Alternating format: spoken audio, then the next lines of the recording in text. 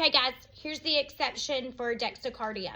If your patient has dextrocardia, we know that that means that their heart is on the right side instead of the left side of the chest. So we now have to do a right-sided EKG. Now that's going to be ordered. It's going to be ordered that way because it has to be ordered by a provider for a right-sided EKG. But if your patient has dextrocardia, that's what we're going to do.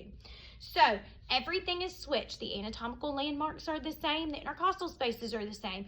We're just switching the side of the sternum that it goes to because the heart is switched on what side it is, okay? So V1 is now going to go on the left side of the sternum in the fourth intercostal space, okay? So V1 is now on the left side of the sternum in the fourth intercostal space. V2 is to the right side of the sternum in the fourth intercostal space. Remember, they're directly across from each other, okay? We've just switched them. Remember, V3 does not have an anatomical location, so now we go to V4. Okay, so V4 is on the right side of the sternum for a right EKG, and it is in the mid-clavicular line in the fifth intercostal space. So there we have it. Now, V3 does not have an anatomical location, but for this one with the patient with dextrocardia, it's going to go on the right side of the sternum between V2 and V4.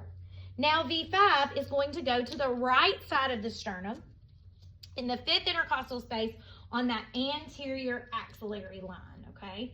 And then V6 is going to go on the right side of the sternum in the fifth intercostal space on the mid-axillary line. So as you can see, we just literally shifted all of the precordial leads. So now V2 through V6 are on the right side of the sternum and V1 is on the left side of the sternum.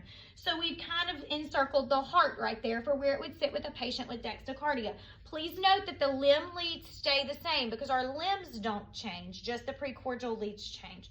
So that's the exception for a patient with dextrocardia.